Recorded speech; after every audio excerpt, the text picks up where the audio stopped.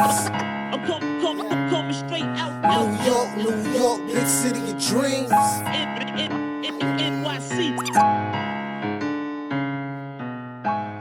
So I'll go with number 3 first. So Deni Avdija from Israel. He plays for Maccabi Tel Aviv. Okay. One of my favorite prospects in the draft for sure.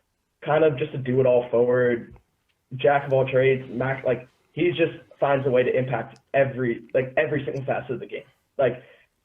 He'll make a great help side rotation on defense. He can pass. Have you guys seen anything of him, or am I just giving your first breakdown? I've read a little bit about him, but I haven't seen. Yeah, I haven't really seen much video. highlights. Yeah, I've been reading, so I've read that he's a passer, jack of all trades, but not super athletic. Correct? Yeah. So the athletic stuff is definitely. I wouldn't say he's not athletic, but what you basically see, and it's evident on film, is he doesn't have super long arms. Mm-hmm. So he's only 6'8", with I don't have it up, but 6'8", 6'9" wingspan. I don't think he has crazy length. Mm-hmm. And you're going to want him to play the role of a secondary rim protector, where he can basically, if your big man's getting put in any type of action, he can slide over from help and protect the rim. I think he can play that role. I really do, because he's just really smart, really, really smart. And it goes on both ends. He'll make a ton of great reads, whether it's tagging the roll man early, switching, just communicating with his teammates. He makes really good defensive reads all the time.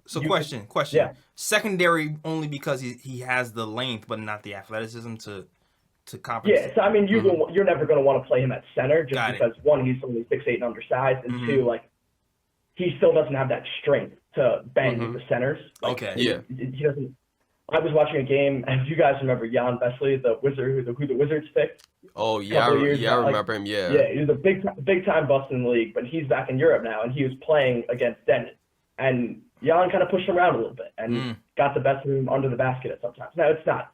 That didn't turn me off because he's still 18 and he still has a ton of time to put on weight, get his frame better, and just that experience of playing with grown men, I think, will help him translate to the league. But yeah, he's a 4, and that's just his ideal position. I wouldn't try to stretch him to be the 5.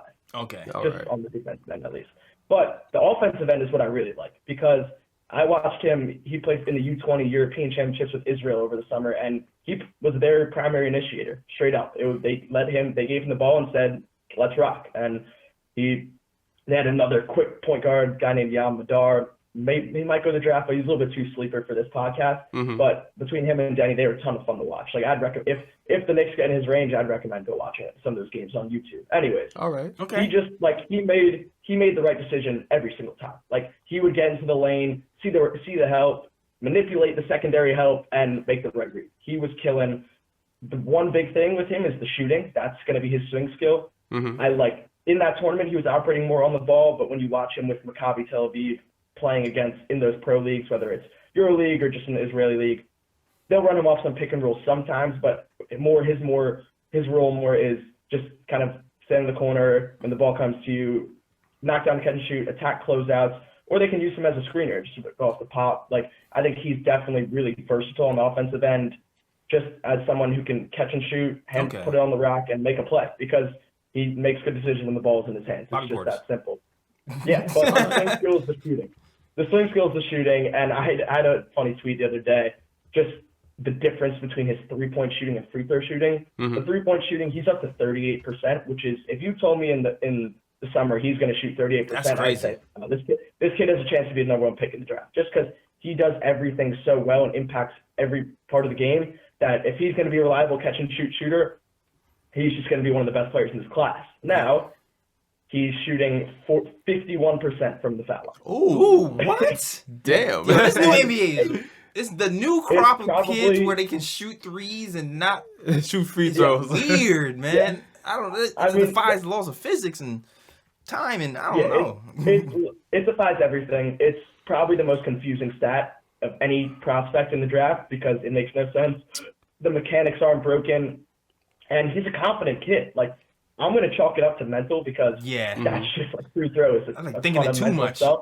Yeah. You're just overthinking it. But what I like what I love about him. What I love about the kid is that he's a fiery competitor, and like he loves I like that. the game, and he'll dive on the floor. You see, like he has raw emotion, like really raw emotion on the court. And he just, I mean, I told you I was only gonna curse, and I wanted to emphasize something. The kid gives a fuck. Like that.